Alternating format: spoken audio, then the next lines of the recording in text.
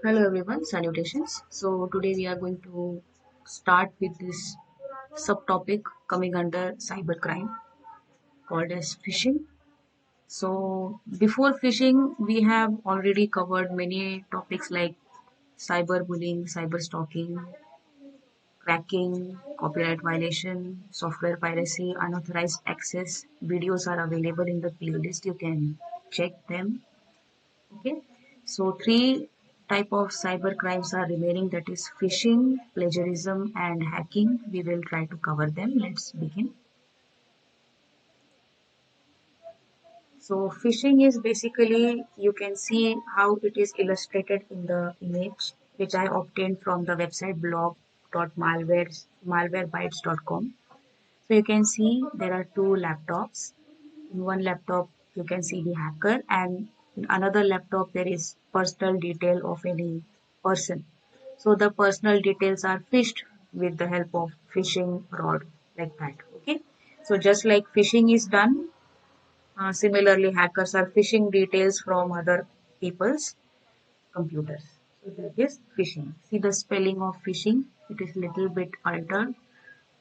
Okay, so now this spelling represents the cyber crime.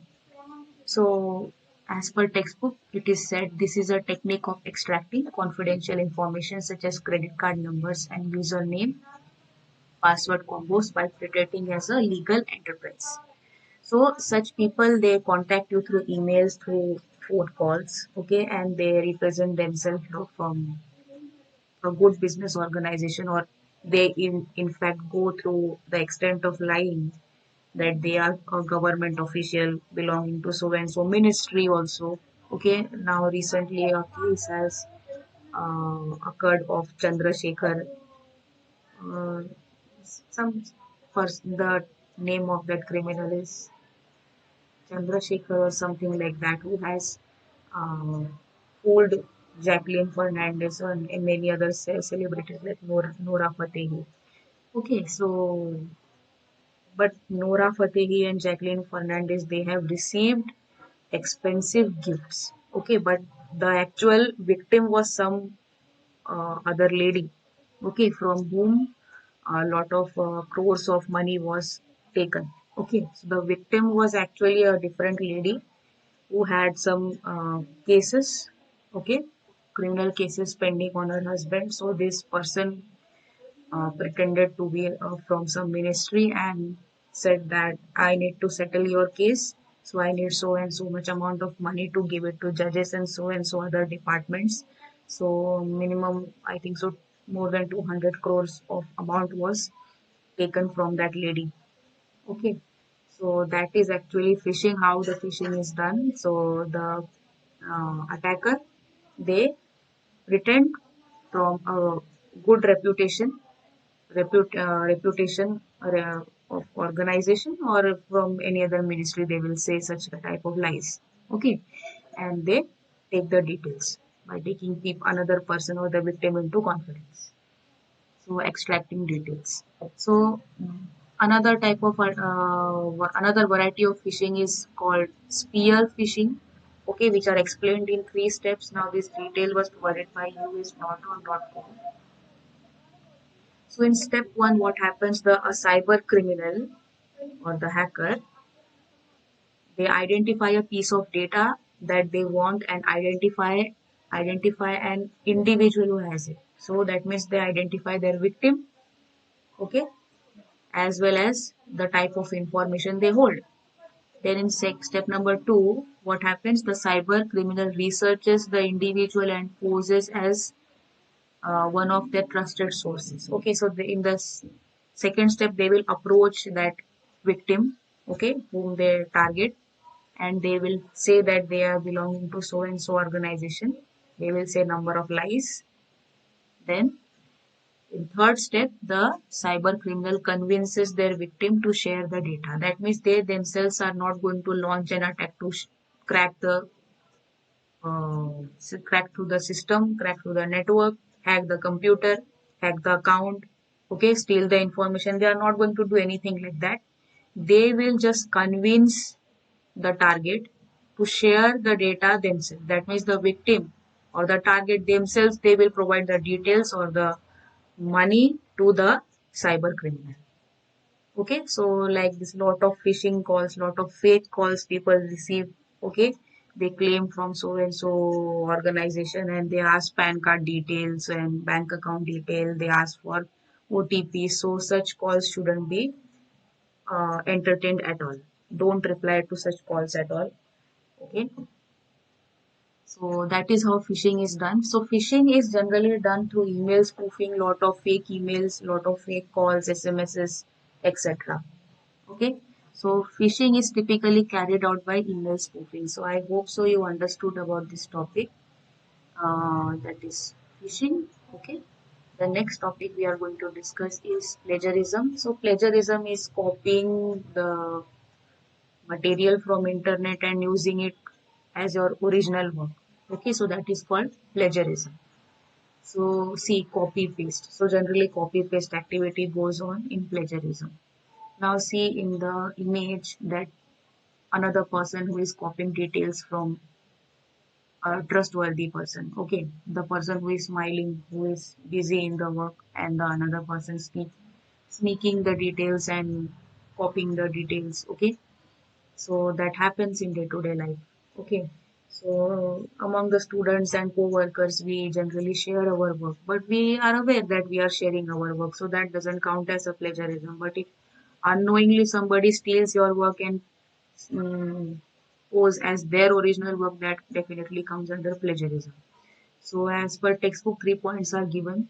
Different types of plagiarism are there. Okay, different varieties in which plagiarism is done. That is also given. I have obtained that information from internet. We will discuss that also. So 3 points are given in textbook as plagiarism is presenting someone else's work or idea as your own without their consent. That means unknown person is taking your work and saying they have done the work. Okay, so it is without first of all your consent, without your permission, without your knowledge that has happened. Somebody stole your work and they say they are the original developer of that work. Okay, but actually the original developer may be you. So that is known as plagiarism. Now, software, literature work, then film production, all this they face such type of attack known as plagiarism. Then people who give speeches, okay, speeches they also copy the material from internet and they claim that they have written each and every word of the speech. But people who identify it, they say no, this was taken from so and so source, and even they mention the sources from where they have copied the speech. So that is also coming under plagiarism. So second point is the widespread use of computers and the advent of internet has made it easier to plagiarize their work of others. Yes, very common and very valid point that on internet lot of material is available. So people will definitely say then why that material is available if you are unable to copy. It is available for educational purpose and for research work, then definitely we should be able to copy. Yes, you are able to copy. You should be using such information for your research and studies, but there is a way to mention the bibliography. Okay, so when you are doing research project, okay, so there is a section called bibliography acknowledgement. Okay, so all these pages are attached with your work. Acknowledgement means definitely you say that you whatever work you have done originally, you acknowledge that. But if you have received a lot of support from other people to complete your research work, okay, so you have to mention them as well as in the bibliography. You have to mention the websites, the newspaper cuttings, as well as the books from which you have obtained the material. Okay, exactly. You have to now when it comes, you have to if you have taken the details from the website, so just don't mention Google and Wikipedia. That is wrong. Okay, tons of information are available on Google as well as on Wikipedia. Lot of topics of details are available. So specifically, you have to mention the entire URL from the address bar of that website. Okay. exactly which page, from which page you have got the information. So entire URL must be mentioned in the bibliography. So that is the correct mentioning. Means you have to give the credit to actual people who have provided you that information. Okay. So just because it is on internet, it is available for free to copy. It's not like that. You have to mention from which actual page you have derived that information. So mention the entire URL in the bibliography. Okay, so that is how you can definitely use the information available on internet, but you have to mention it totally from which website you have obtained. Okay, so just like I am mentioning, see the images from where I have obtained the images. Okay, from which websites I have taken the information. I am mentioning the website and giving credit to them. Okay, so if the details are from textbook, I am saying I got these details from textbook. These are the points of textbook. All right. So I am mentioning from where I have obtained the details. This is known as uh,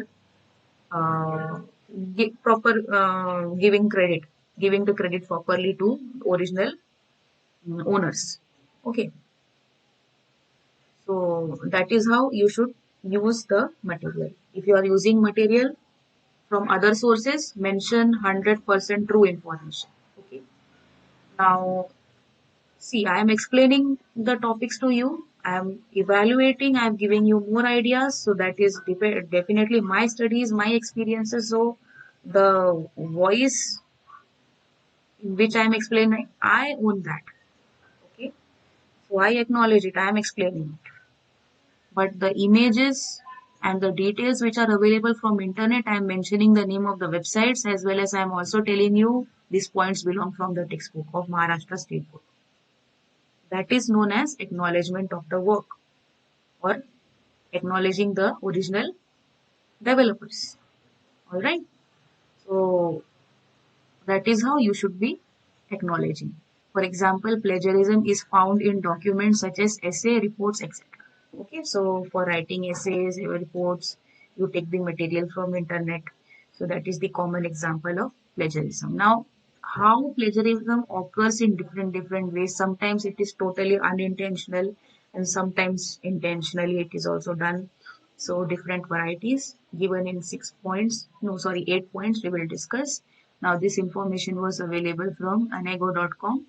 Now first is complete plagiarism, where submit another author work in your name. That means no effort taken, just take the material from another author and put your name instead of theirs and submit the work. That is known as complete plagiarism.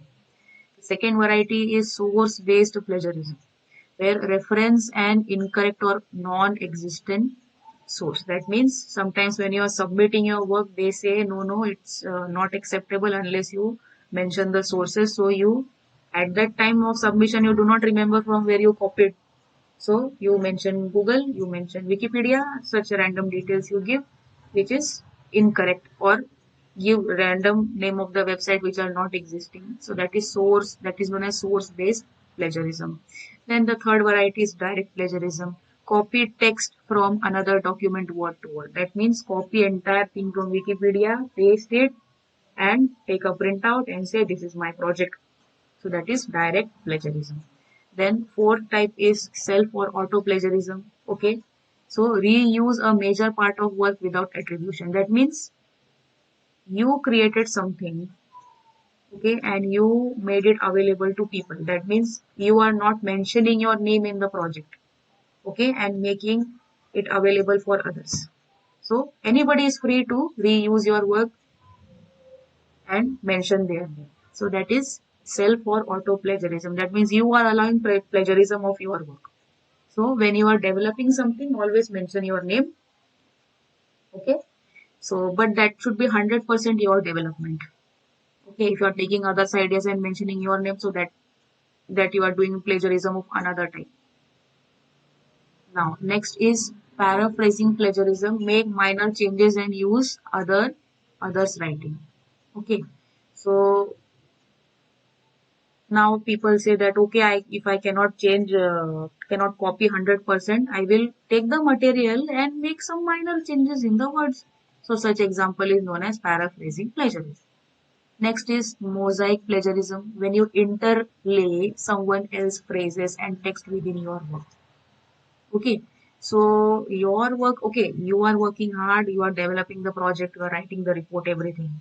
But somebody's ideas or somebody's phrases, okay, catchphrases or quotes if you are mentioning and not mentioning name of the person who has quoted, okay, or the scientist or anything.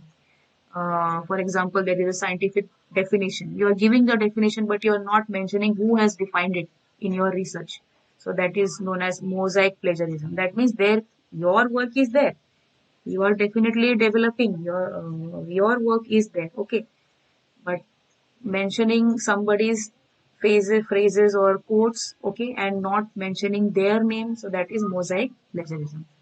Next is accidental plagiarism, unintentional paraphrasing or copying due to neglect. That means, definitely you copied, okay, copied work and never mentioned from whom you have copied. That is accidental plagiarism. Okay, that means you forgot to mention, forgot to take care of the source. Then inaccurate authorship, authorship instead of acknowledgement through contributors and vice versa. That means wrong authorship, that means wrong source you have mentioned, so that is inaccurate authorship.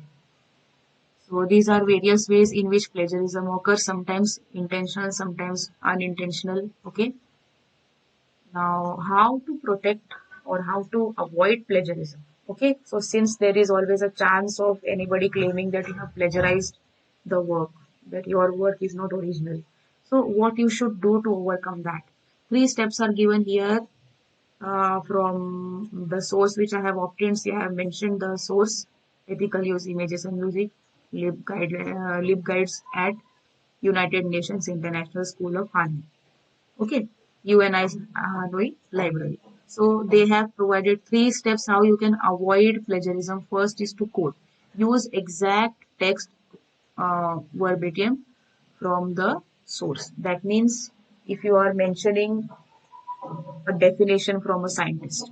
So define word to word what the scientist has mentioned. Don't change the definition as per your convenience. Mention the definition or the law which have been stated word to word and mention the name who has given the definition. Name of the scientist or the developer. Okay, so quote them as well as their name exactly. The second step is to paraphrase. That means provide a detailed restatement of a single main idea using your words. So when you are mentioning your idea in the project, that means your idea should be given in your words. So in that way, plagiarism cannot be claimed on your work. The third way is to summarize, include the main idea of a source using your own words. Okay. So while summarizing and briefing, use your own words. Don't use material from internet. Okay. But if you are using material from internet, you have to mention the bibliography from an exact source. Okay, but the main idea of your project should be given in your own words. The main summary of your project should be given in your own words. So in this very simple steps, three very simple steps, you can definitely avoid plagiarism. So I think so. I will stop the video here. Only a last topic about hacking is left. So we will cover the topic of hacking in next video. Thank you very much. See you in the